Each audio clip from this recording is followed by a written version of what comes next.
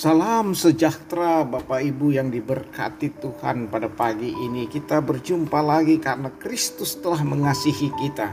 Kristus telah mengalahkan dunia. Namun sebelum kita membuka firman Tuhan, mari kita berdoa. Segala puji, hormat, kemuliaan bagi nama-Mu Bapa di sorga, atas perkenan kami dan kami sekarang akan membuka firman-Mu. Kuasailah kami dengan kuasa Roh Kudus agar kami dapat memperoleh hikmat pagi ini dengan firman Tuhan, dan itu hanya dengan pertolongan Allah Roh Kudus. Ampunilah kami, dalam nama Tuhan Yesus kami berdoa, amin. Saudara-saudara, bacaan firman Tuhan yang kita akan renungkan, kita buka dalam Yohanes pasal 16 ayat 25 sampai 33. Yohanes 16 ayat 25 sampai 33. Firman Tuhan, semuanya ini kukatakan kepadamu dengan kiasan. Akan tiba saatnya aku tidak lagi berkata-kata kepadamu dengan kiasan, tetapi terus terang memberitakan Bapa kepadamu. Pada hari ini kamu akan berdoa dalam namaku, dan tidak aku katakan kepadamu bahwa aku meminta bagimu kepada Bapa. Sebab Bapa sendiri mengasihi kamu, karena kamu telah mengasihi aku dan percaya bahwa aku datang dari Allah. Aku datang dari Bapa dan aku datang ke dalam dunia. Aku meninggalkan dunia pula dan pergi kepada Bapa. Kata murid-muridnya, lihat, sekarang engkau terus terang berkata-kata dan engkau tidak memakai kiasan. Sekarang kami tahu bahwa engkau mengetahui segala sesuatu dan tidak perlu orang bertanya kepadamu. Karena itu kami percaya bahwa engkau datang dari Allah. Jawab Yesus kepada mereka, percayakah kamu sekarang? Lihat, saatnya datang, bahkan sudah datang, bahwa kamu dicerai-beraikan masing-masing ke tempatnya sendiri dan kamu meninggalkan aku sendiri seorang diri. Namun aku tidaklah seorang diri, sebab Bapa menyertai aku. Semuanya itu kukatakan kepadamu, supaya kamu beroleh damai sejahtera dalam aku. Dalam dunia kamu menderita penganiayaan, tetapi kuatkanlah hatimu, aku telah mengalahkan dunia. Amin. Nah, saudara-saudara yang kekasih dalam Tuhan, tema kita pagi ini, Kristus telah mengalahkan dunia. Kalau tema ini berbicara kepada kita, Kristus telah mengalahkan dunia, maka kita harus yakin Dia datang untuk menebus kita, dosa kita, dan dunia juga. Bukan hanya manusia, tetapi ciptaan ini dikuduskan oleh Allah dengan kehadirannya. Dan itu karya penyelamatannya bagi kita semua. Karena itu sasaran kasih Allah di sini, Kristus telah mengalahkan dunia adalah manusia.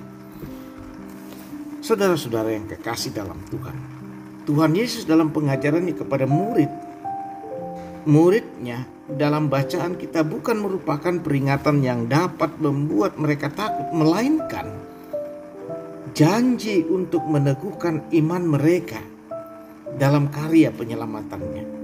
Ketika Yesus menggunakan bahasa kiasan, murid-murid tidak dapat memahaminya karena kondisi rohani mereka yang masih lemah dan belum bertumbuh dengan baik.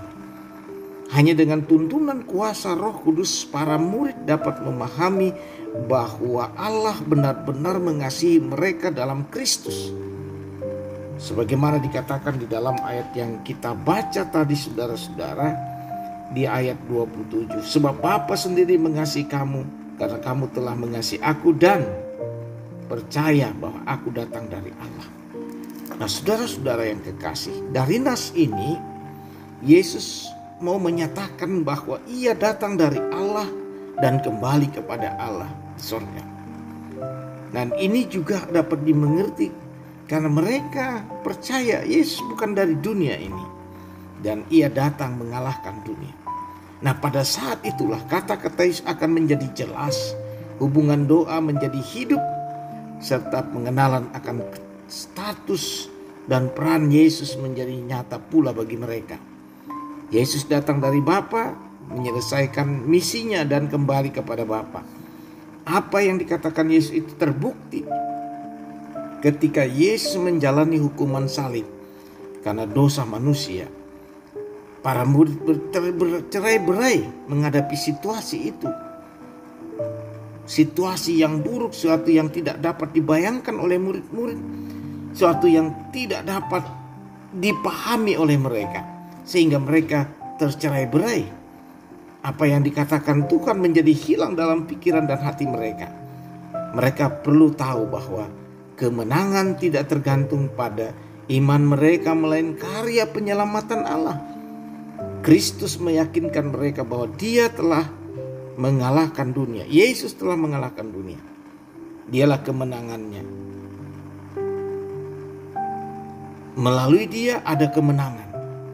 Nah, saudara-saudara yang kekasih, kita yakin Kristus telah mengalahkan dunia, maka fokus kita, perhatian kita hanya kepada Yesus.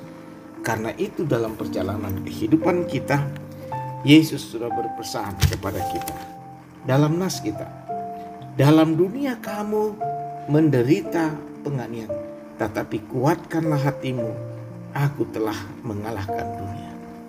Ini yang menjadi fokus kita. Kalau Kristus telah mengalahkan dunia, maka fokus kita yang sekarang adalah menguatkan hati dan pikiran kita, bahwa dalam pengakuan bahwa kita adalah murid-muridnya dan ahli warisnya. Terpujilah Kristus, saudara-saudara, yang telah memperkenankan kita memahami apa hubungan Kristus dengan Allah Bapanya.